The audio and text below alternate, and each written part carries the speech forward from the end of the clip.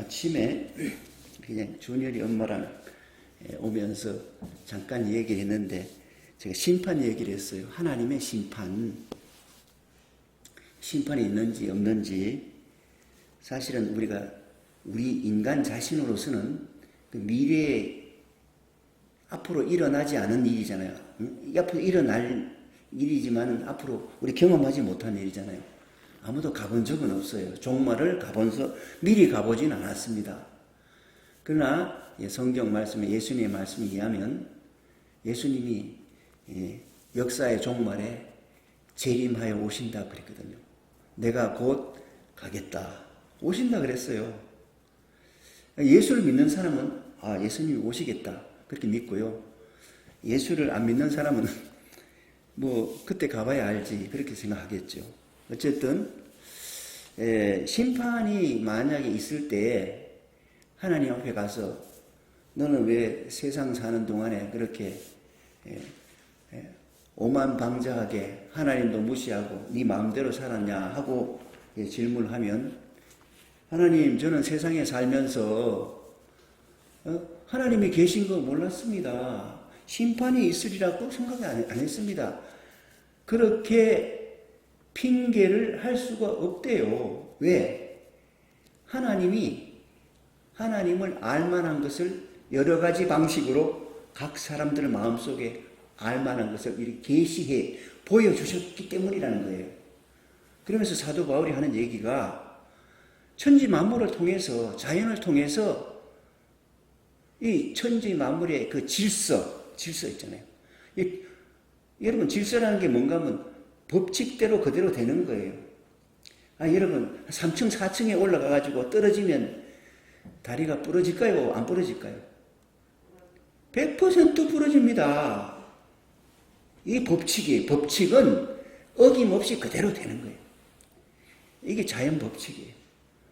이게 질서가 딱 있는 거예요, 질서에. 이 자연에는 질서가 있어요. 사계절이 있잖아요, 사계절이. 봄이 지나면 여름이 오고, 여름이 지나면 가을이 오고, 가을이 지나면 겨울이 오고.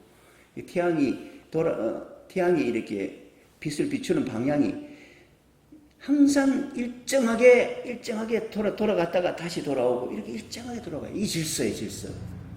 우리 자연 속에서의 질서를 보면서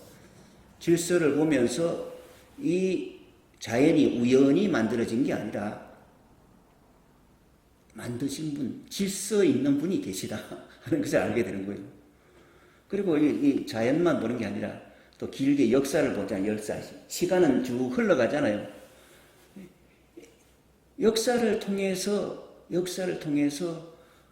악은 항상 심판을 받고 선한 자가 나중에 결국은 선한 자가 알려지고 그 선행이 알려지고 나중에 높이 추앙되는 것을 보잖아요. 역사를 공부할 때 보면요, 옛날에 훌륭했던 이순신 장군, 세종대왕 우리 학교 다니면 배웁니다. 그 당시에 그분들이 그렇게 인정받은 건 아니에요. 그러나 세월이 지나면서도 그분 참 훌륭하셨다 그런 평가를 받잖아요. 이 자연을 통해서 두려움을 느끼잖아요. 저는 어릴 때 그런 걸 너무 많이 경험했어요. 벼락이 치잖아요. 벼락 고랑공공 치면요, 아주 무섭습니다. 그런데 치잖아요. 벼락이 치고. 그러면, 그전에는 어릴 때는 모르니까 하나님이 진노하는 목소리다. 그렇게 듣기도 했어요. 어쨌든 벼락이 치거나 자연의 현상을 보면서, 이게 놀랍다. 이런 것을 느끼잖아요. 그러면서, 인간의 약함을 알게 하고 만드신 하나님에 대한 경외심이 생기는 거예요. 또 우리 양심을 통해서요. 착하게 살아야지. 악하게 살면 뭔지 끝이 안 좋을 거야. 그런 양심의 소리가 들리잖아요. 그런 거 무시하고 사는 사람이 있어요. 그러면 양심이 두꺼워져 가지고 화인을 불로 지져졌다 이제 그렇게 말하는데, 깨끗한 양심을, 정직한 양심을 들다 보면 악은 반드시 심판받는다. 선이 칭찬받을 거다. 그런 것을 간접적으로 아는 게 간접적으로. 그래서 하나님을 알만한 것이 각 사람들에게 분명히 나타났기 때문에 오만하게 교만하게 하나님이 없다 그러고 뭐 이렇게 한다 하더라도 심판대에 가서 하나님 몰랐는데요. 그런 줄 몰랐습니다. 뭐 이렇게 핑계할 수가 없다는 거예요. 심판이 있다. 세상에는 그래서 그렇게 자연을 통해서 인간의 양심을 통해서 온 역사를 통해서 이런 심판이 있다는 거예요. 심판이 있다는 것을 각 사람들은 하나님께서 각 사람에게 알게 하셨어요. 정직하게 자신을 돌아다보면 하나님이 계시다는 것을 알 수 있어요. 입으로는 모른다 해도 알 수 있다는 거예요. 핑계할 수 없다 그랬어요. 심판이 있는지 없는지 핑계할 수 있는지 없는지 심판 때에 가보면 알겠죠. 저는 아무리 생각해봐도 하나님이 없다고 부정하고는 살 수가 없는 것 같아요. 하나님이 계셔요. 천지를 창조하신 하나님이 계시고 그 하나님은 사람을 만든 하나님이기 때문에 인격을 가지신 분이에요. 생각할 줄 알고 볼 줄 알고 들을 줄 알고 말할 줄 알고 심장이 있는 그런 하나님의 감정도 있고요. 그런 하나님이세요. 성경에도 물론 그렇게 나와 있어요. 하나님도 진노하신다. 하나님도 기뻐하신다. 그런 걸 보게 되면 하나님은 인격적인 하나님이세요. 이 하나님께서 천지를 창조하실 때 하나님의 계획이 있는데 그 계획은 악할까 선할까? 우리가 상식적으로 생각하면 하나님은 악하신 분은 아니에요. 선하신 분이에요. 성경에도 그러죠. 늘 읽죠. 하나님은 선하시고 그 인자하심이 영원하도다. 하나님이 선하시고 인자하심이 잠깐 있도다 그게 아니고요. 영원하도다. 영원하다. 영원히 있으시다. 우리 사람의 눈으로 판단해 볼 때 사람의 눈으로 보는 것은요. 잠시 잠깐으로 판단해요. 그러나 하나님은 긴 장구한 세월을 통해서 보시고 또 우리의 속마음도 보시고 전능하신 분으로 보시는 거예요. 그러니까 인간의 작은 판단을 이런 것으로 뭐 이랬다 저랬다 판단하고 이러는 게 아니죠. 그렇게 할 수 없어요. 하나님이 계시다. 심판이 있다 하는 것을 알 수가 있고요. 또 정직하게 하나님이 계시면 심판도 있다. 인격적인 심판이 있다 하는 것을 우리가 짐작할 수 있습니다. 오늘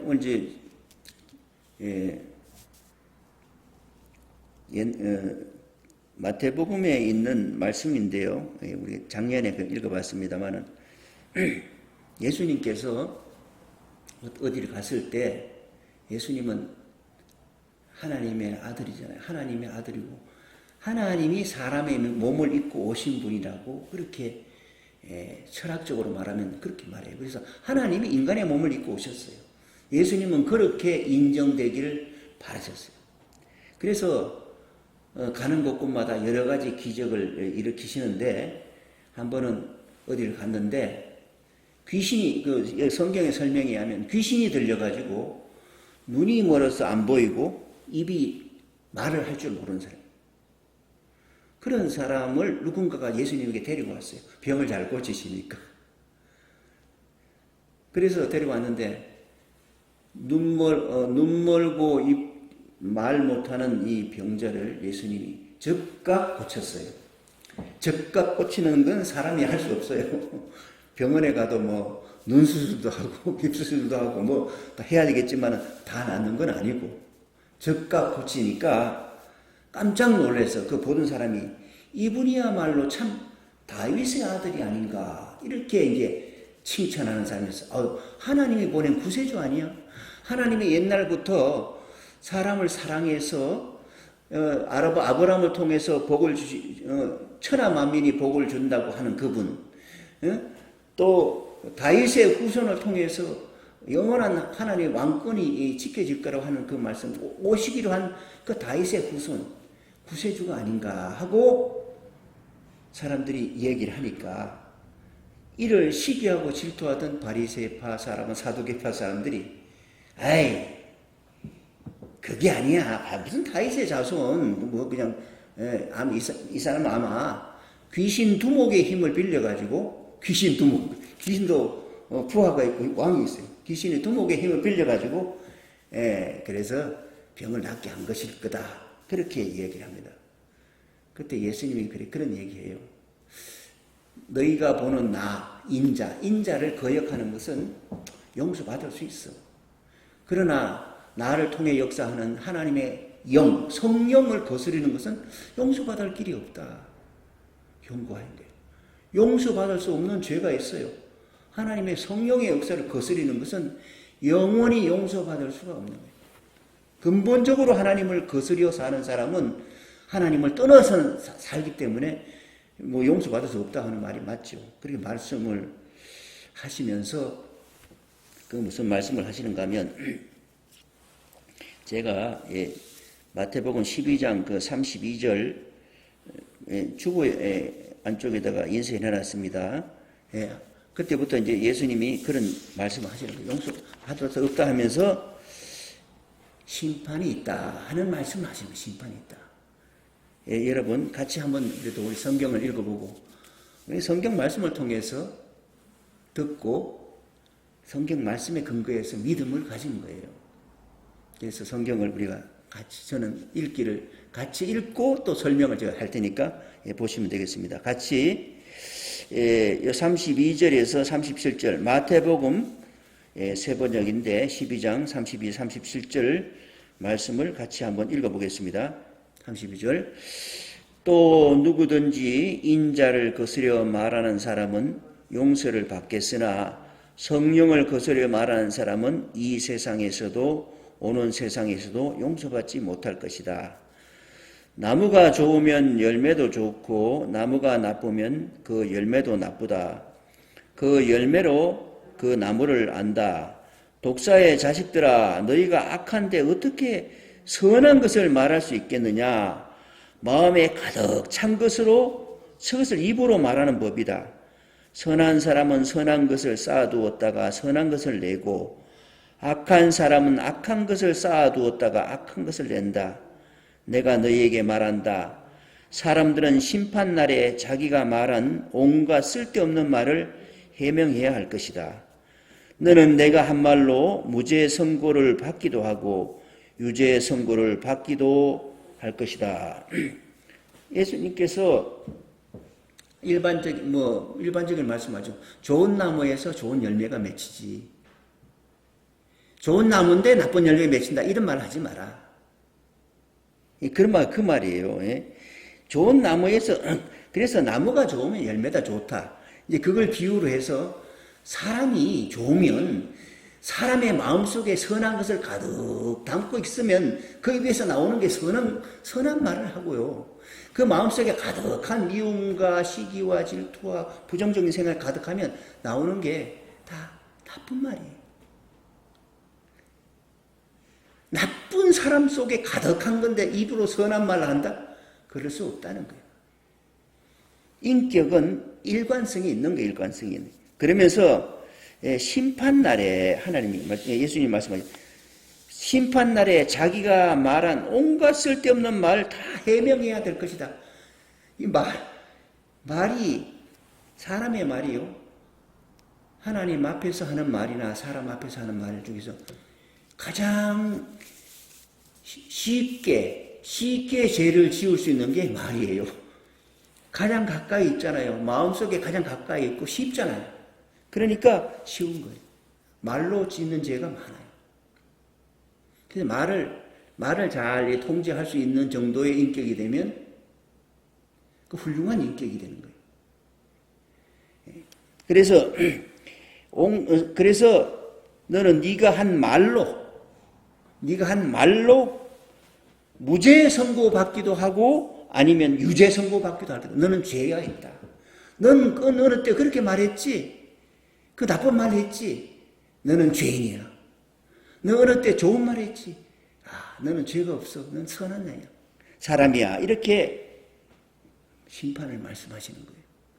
여러분, 하나님이 계시고 선악간의 역사의 종말에 심판이 있다는 것을 전제하고 신앙생활이 이루어지는 거예요. 예. 그래서 사람에게 제일 중요한 문제가 뭔가 하면 하나님의 역사의 심판에서 구원받는 것. 하나님의 심판대에서 구원받아서 너는 참 착한 아이들이야. 내가 준비한 나라로 들어가라 하고 하나님 나라로 들어가는 사람이 복받은 사람이고요. 너는 죄인이야. 너는 저 마귀들이 들끓는 지옥으로 가라. 그렇게 가는 거야. 이 심판이 있다니까, 심판이.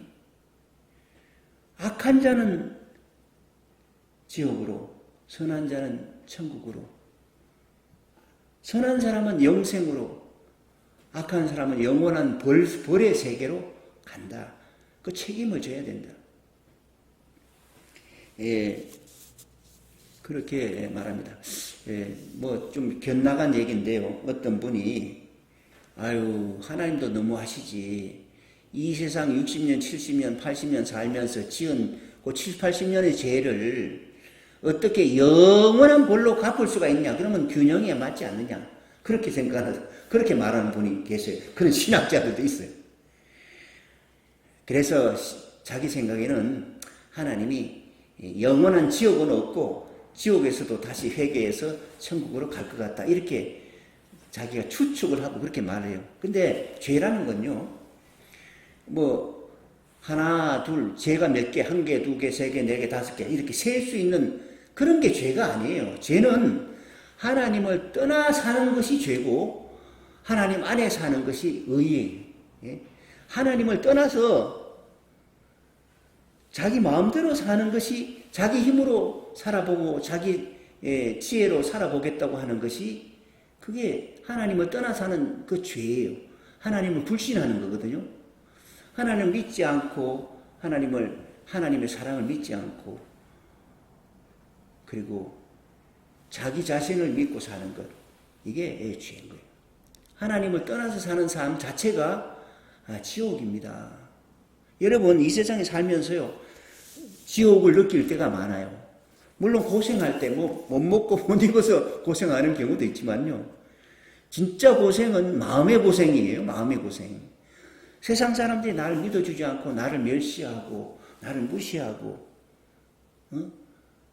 그렇게 대하면 그게 더 괴로운 거예요. 그리고 자기의 삶을 돌아봤을 때 인생이 허무하잖아. 허무감을 느끼는 거예요. 내가 젊어서부터 지금까지 얼마나 땀 흘리고 노력하고 잘하려고 해봤는데 결국은 도로 아무 타버리다. 완전히 그냥 끝나. 아무것도 남는 게 없구만. 그렇게 느낄 때 인생의 허무를 느끼는 거예요. 죽음 앞에서요. 자기 일생에 쌓은 모든 재산과 모든 명예와 모든 권력과 모든 것이 다 끝나는 거예요. 하나님 떠나서 사는 사람에게 있어서는 허무한 거예요. 그것을 깨닫고 느낄 때 인생의 허물을 느낄 때 그게 지옥이죠. 그게 지옥이죠. 그리고 내가 죽으면 잊혀질 거다. 다 잊혀질 거다 생각하면 인생이 너무 허무한 거 아닙니까? 그것을 깨닫는 순간순간 우리 삶의 지옥을 경험하게 되는 거예요. 우리 지옥을 경험하는 거예요. 하나님을 떠나서 사는 사람들은 늘 순간순간 허무감을 느끼면서 삽니다. 하나님 떠나서 사는 사람 웃고 떠들고 멋있게 사는 것 같지요? 장담합니다. 그 사람들은 항상 그 허무감에 지쳐 있어요. 그걸 잊어버리려고 그래요. 잊어버리고 어떻게 이 세상에서 어떻게 막 잊어버리고 살아보려고 막 노래를 부르고 막 춤을 추고 술을 마시고 그거 잊어버리려고 하는 거예요. 그거 봤어요. 저는 관광열차 관광버스 타고 가면서 사람들이 등긋 하면서 술을 막 한없이 마시고 춤을 추고 노래하고 막 그거 노래도 정말 쿵짝쿵짝이에요. 그걸 보면서 내가 눈물이 나더라고. 야, 그래 맞아. 얼마나 그동안 살면서 고생이 많았어. 풍파가 많았어. 그걸 잊어버리려고 술을 먹는 막 한없이 집어넣고 막 맛있는 거 있으면 집어넣고 그리고 막 흔들어 제끼는 거예요. 그 박자에 맞춰가지고. 그 술 깨면 다시 생각나는 거예요. 다시 그 인생의 허무가 있고 삶의 고난이 느껴지는 거예요. 여러분 같은 고생을 해도 사랑하는 마음으로 그리고 기쁜 마음으로 하는 것은요 수고스럽지가 덜해요. 몸은 고단할지 몰라도 수고가 덜합니다. 아 그렇잖아요. 누군가 사랑하는 사람이 있어요. 누군가 아끼는 사람이 있어요. 자식이 예를 들어 자식이 사랑하는 자식이 있어요. 자식을 위해서 뭐 부엌에서 요리를 하는데 말이야 도마질 하는데 아이고 내가 어쩌자고 이 자식을 위해서 도마질 하냐 여기 지금 밥을 하냐 말이야 여기 설거지를 하냐 이렇게 생각하면서 밥을 하면 그게 지옥이에요. 그런데 사랑하기 때문에 어떻게 하면 맛있게 해줄까 어떻게 하면 건강하게 해줄까 그 마음으로 하면요 몸은 똑같이 움직여도 마음은 기쁜 거예요. 더 기뻐요. 보람이 있어요. 아이고 잘 준비했는데 맛있게 먹는 거 보면 기쁜 거예요. 맛있는 거 보는 거. 제가 서울에 가서 어떤 분의 집에 방문을 했는데 가니까 청국장을 끓여가지고 청국장하고 나물 반찬에 또 묻혀가지고 이렇게 한 상을 저하고 뭐 다른 친구하고 같이 먹는데 맛있기도 하고 또 저는 맛있게 먹어줘야지 상대방을 기쁠 그걸 딱 알기 때문에 한 그릇 다 뚝딱 비우고 또 밥 더 달라 그래 먹고 많이 먹었더니 나중에 전화했더니 준비한 걸 맛있게 먹어줘서 고맙다 그러더라고요. 맛있게 먹어 좋은 사람 그런 거예요. 사랑이라는 게 그런 거예요. 사랑이라는 게 뭐 똑같은 수고를 해도 사랑하는 마음으로 아끼는 마음으로 수고하고 하는 것은 그 기쁨이에요. 살면서 마음의 평안과 기쁨이 있어요. 그런데 살면서 불안하고 걱정되고 허무하고 괴로움을 느끼는 것은 마음에 사랑이 없을 때 그런 거예요. 예, 살면서도 그렇고요. 죽은 후에 하나님 심판대에 가게 되면 하나님을 떠나서 사는 삶이 그런 거예요. 다 그런 거예요. 그래서 그래서 이제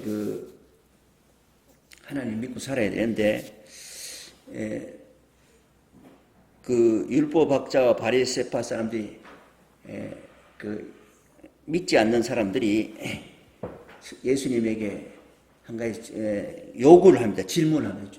무슨 요구한가 하면 그래요. 당신이 정말 하나님이 보내신 분 맞아? 하나님이 계시고 하나님이 보내신 분이 맞다면 표적을 좀 보여라. 표적. 하늘로부터 우랑꽝꽝하는 뭐 기적을 좀 한번 보여가지고 정말 하나님의 사람이라는 걸 한번 보여주시오. 그렇게 얘기했어요. 표적. 증거를 보여주는데 객관적인 증거. 표적을 한번 보여주시오. 이렇게 예수님에게 요구를 합니다. 그렇게 요구를 하니까 예수님이 하신 말씀이 악하고 음란한 세대가 표적을 구한다. 너희들이 악하고 음란하다는 것은 지조가 없다는 뜻이에요. 지조가. 절조, 지조가 없고 믿음이 없다는 거예요. 하나님 악하고 하나님을 믿지 않고 악하기 때문에 표적을 구하는 거다. 아니 선악간에 하나님의 심판이 있다는데 무슨 표적이 필요해? 선한 사람은 심판이 있으면 아이고 좋은 일이네. 하나님이 나의 고생과 나의 눈물과 나의 수고를 알아주실 테니까 주님 오세요. 나의 수고를 칭찬받고 나의 수고를 용납해 줄 그분이 오시는 것을 반가워해. 그러나 악한 사람은요, 아이고 오면 안 되죠. 그날이 저주의 날인데. 그래서 정말 하나님이 있어? 증거를 좀 보여요. 증거. 이렇게 표적을 구합니다. 그때 악하고 지저 없는 음란한 세대가 표적을 구한다. 그러면 하시는 말씀이 내가 요나의 표적 외에는 보여줄 게 없다. 그렇게 말을 합니다. 요나의 표적이라는 게 뭔가 하면 구약 성경의 요나가 그 복음 전하라고 하나님이 말씀을 하셨어요. 저 나라에 가서 40일 이후에 너희들이 회개하지 않으면 나라를 없애버리겠다. 하나님이 그렇게 결심을 하시고 요나에게 가서 전하라 그랬어요. 40일에. 가만히 내두면 40일에 망할 거야. 그런데 이 사람들이 혹시 내가 하나님이 40일 후에 회개하지 않으면 40일 후에 나라를 망할 거다 하고 전하면 이 사람들이 혹시 회개해서 돌아와서 망하지 않을까봐. 미우면 그렇거든요. 미우면. 우리 한국 사람들 일본 사람이 나라 미우면 일본이 망했으면 좋겠다. 그러면 망하지 않고 잘 되는 일이 있으면 말하지 않고 싶어 하거든요. 그런 마음이 있는 거예요. 요나가 니느웨 나라가 너무 미워가지고 내 이 말 안 해. 도망을 갑니다. 하나님을 떠나서 하나님을 도망가다가 이제 하나님이 도망가는데 배를 타고 어디 먼 곳으로 가는데 갑자기 배가 풍랑이 생겨가지고 바다가 다 뒤집어지게 생겼어요. 옛날 사람들은 이제 옛날 사람들의 방식이 있어요. 방식이 뭐냐? 이게 하늘이 놓여서 그런데 누군가 이 죄 지은 사람이 있고 하나님이 징계할 사람이 있어서 그런 거다. 그래가지고 그걸 어떻게 찾아내냐? 투표해가지고 찾아냈는데 요나라는 사람이 딱 배 밑장에 누웠는데 딱 걸렸어. 당신이 그 투표에 걸린 걸 보니까 당신이 무슨 죄가 지은 모양인데 하고 이제 물어보니까 나를 바다에 던지시오. 내가 바로 그 죄를 지은 거예요. 전도하러 복음을 전해서 하도 미우니까 전도받는 게 싫어가지고 전도하기 싫어서 가만히 있는 이 요나를 던져서 바다 물속에 들어가가지고 이제 큰 물고기라 그랬는데 아마 지금으로 말하면 고래겠죠. 엄청난 큰 고래 뱃속에 들어가서 물을 빨아들일 때 같이 빨려 들어가가지고 뱃속에서 3일 있다가 뱃속이 근질근질해가지고 고래가 팍 뱉어냈는데 육지로 떨어졌어요. 3일 동안 죽었다가 산 것 같은 그런 기적. 요나의 표적 외에는 보여줄 게 없다. 이렇게 말씀하셨는데, 그거의 비유로 말씀하셨는데, 그게 예수님이 십자가에 못 박혀 죽으신 후에 사흘 만에 다시 부활하시는 것. 그것을 말씀하신 그 표적을 내가 보여주겠다. 그 외에는 보여줄 게 없다. 병을 아무리 고치고 죽은 사람을 살리고 병자를 고치고 해도 그런 것도 인정하지 않는데 무슨 하늘의 벼락 같은 걸 보여줄 수 있겠어요. 내가 죽었다가 다시 사흘 만에 부활할 테니까 그걸 보고 믿으라. 그 표정은 보여주마. 그렇게 말씀하셨어요. 이 표적을 구하는 그 마음이 결국 믿음이 없고 지저가 없어서 그런 것입니다. 시간을 내가 다른 얘기를 많이 해서 다른 말씀을 지금 볼 수는 없는데 오늘 성경 본문 말씀에 보게 되면요. 본문 말씀에 보게 되면 그 말씀 중에서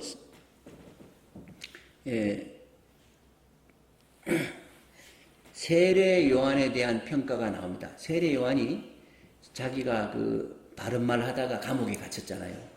헤롯 왕이 자기 동생의 부인을 가로챘단 말이에요. 지난주에 말씀하신 가로챘어요. 그러니까 이 세례 요한이 당신이 이 나라의 이 민족의 왕이 돼가지고 분봉 왕이 돼가지고 본이 되지는 못할지언정 자기 동생의 부인을 가로챘단 말이에요. 이런 일을 해서 되겠소 하고 다른 사람은 겁이 나서 입을 탁 말고 가만히 있는데 지적을 했어요. 헤롯 왕이 그 소리 들으니까 기분 나쁘잖아. 옛날에 왕은 권세가 셌어요. 저놈을 당장 하오시켜라 감옥 속에 집어넣어 버렸단 말이에요. 결국 나중에 사실은 감옥에 있다가 나중에 못배임을 당해서 죽임 당합니다.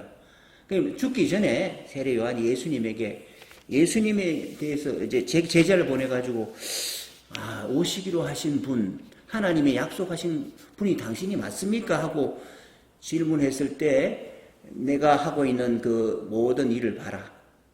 다 알려줘라. 나를 보고 의심하지 않는 사람이 복이 있다. 내가 하나님이 보내 하나님의 약속의 그 후손, 다윗의 자손이요. 아브라함의 후손이다.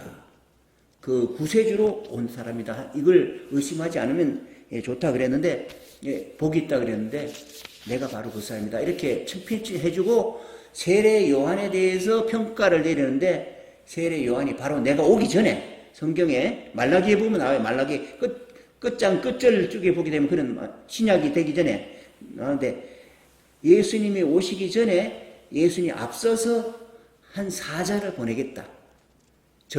예수님을 앞서서 예수님의 복음 전도 사역에 길을 닦는 역할을 하는 그런 자를 보냈는데 세례 요한이. 세례 요한이 감옥에 갇혀 있다가 질문을 당시 오시기로 한 그분입니까? 질문을 했다고 했을 때 나를 의심하지 않으면 복이 있다. 그렇게 말씀을 하셨거든요. 그렇게 해서 평가를 할 때 세례 요한이 바로 성경에 기록된 오기로 한 바로 그 사람이다. 바로 그 사람이다. 그렇게 평가를 하고 인간 중에 훌륭한 인간이다. 그렇게 얘기하니까 세례 요한의 가르침에 순종해서 세례를 받은 사람이 너무너무 좋아하는 거예요.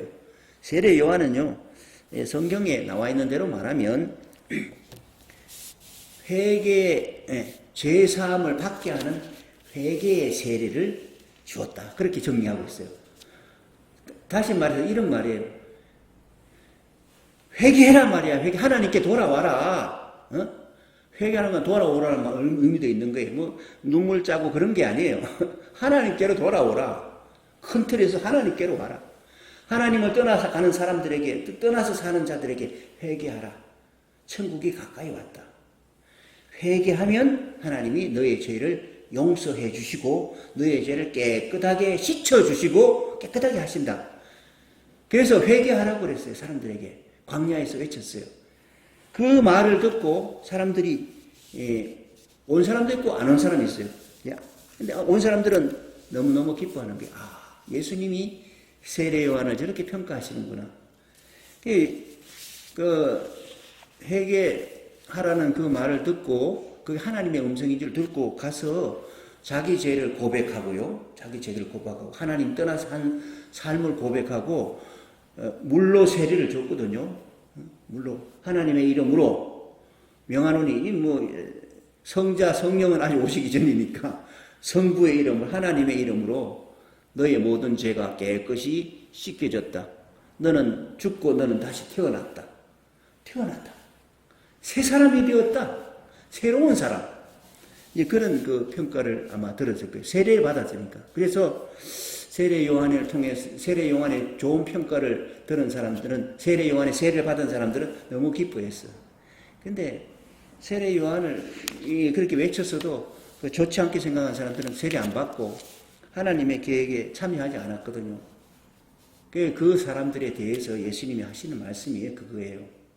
이 세대를 믿는 사람들은 평가하는 그런 말한 게 아니고 믿지 않는 세례 요한의 세례에 참여하지 않은 사람들에게 대해서 하는 거예요. 이 세대, 이 바리새인과 사두개인들, 이 사람들, 하나님을 떠나서 하는 사람들 말하는데 이 세대를 뭐라고 평가할까? 평가를 어떻게 할까? 그래서 하나의 비유를 들어요.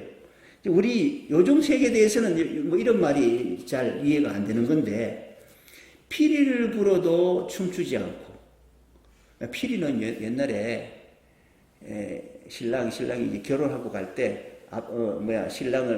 신부를 대동하거든지 신랑을 대동할 때 앞서서 막 좋은 날이니까 피리를 삐리 막 부르는 사람들이 막 이렇게 해가지고 이제 막 앞장서서 갈 때 기뻐서 좋아하잖아요. 피리를 불면 그 사인이 피리를 불면 저 좋은 일이 있구나 하고 기뻐하고 그래야 되는 게 이제 그 결혼식 때 해야 할 태도예요. 근데 피리를 불어도 기뻐하지 않고 애곡을 해도 애곡은요 장례식 때 아이고 이제 한단 말. 그게 애곡이잖아요. 애곡하는 사람은 옛날에 사람을 사가지고 애곡만 시킨다 그러더라고. 곡을 하는 거예요. 애곡. 이제 우는 거는 이제 다른 사람이 울고 아이고 이제 하는 거예요. 애곡을 해도 울지 않고. 이 세대는 꼭 그렇다. 피리를 불어도 춤추지 않고 애곡을 해도 울지도 않고. 이놈의 인간들은 말이야 이렇게 하나님의 부르심이 이렇게 애곡을 통해서 피리를 통해서 여러 가지 방법으로 이렇게 제시됐는데 하나님의 부르심에 응답을 하지 않는 거예요. 응답을 하지 않아요. 무감각한 세대를 말합니다. 세례 요한이 와서 꿀을 먹고 메뚜기 잡아먹고 광야에서 살 때는 저 인간은 미쳤어. 왜 저 광야에서 저렇게 사는 거야. 이렇게 미쳤다 그러고, 예수님이 와가지고 세리나 죄인들하고 같이 어울려서 밥 먹을 때니 저 사람은 아주 속되는 사람이야. 죄인들의 친구야. 이렇게 말하고, 세례 요한도 나쁘게 평가하고 예수님도 나쁘게 평가하고, 하나님이 종을 통해서 부르시는 하나님의 음성에 그 부르심에 응답하지 않는 거예요. 돌아오라고 부르시는 그 하나님의 음성에 응답하지 않는 거예요. 그렇게 평가하는 거예요. 이 세대를 뭐라고 평가할까? 피리를 불어도 춤추지 않고 애곡을 해도 울지 않는 이 세대. 그렇게 이제 비유를 들면서 예수님에 대해서, 세례 요한에 대해서 악평을 하는 사람들 말합니다. 하나님의, 다시 말해서 세례 요한을 통해서, 예수님을 통해서 하나님은 우리를 구원하시기 위하여, 죄에서 구원하고 하나님의 심판에서 구원하게 하여 하나님의 아들을 보내고 하나님의 선지자를 보냈는데, 이 사람들에 대해서 반응하지 않는 이 세대를 말씀하시면서 그런 세대다, 이 악한 세대를 그렇게 말하면서, 그러나 이제 마지막으로 그런 얘기합니다. 오늘 본문 말씀에 여러분 35절 말씀인데 제가 읽을게요. 지혜는 자기의 모든 자녀로, 그러나 지혜는 자기의 모든 자녀로 인하여 옳다함을 얻느니라. 이게 그렇게 평가하면서, 그러나 지혜라는 것은요, 하나님의 지혜를 말하는 거예요.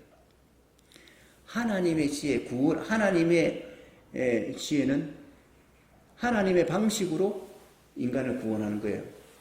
예수님을 통해서, 세례 요한을 통해서, 예수님을 통해서 죄의 사함을, 회개하는 자에게 죄의 사함을, 용서함을 주면서, 또 예수님을 통해서는 십자가의 피 흘림을 통해서 하나님의 사랑을 계시하고 확정하는 방식을 통해서 하나님의 사랑을 계시한 거예요.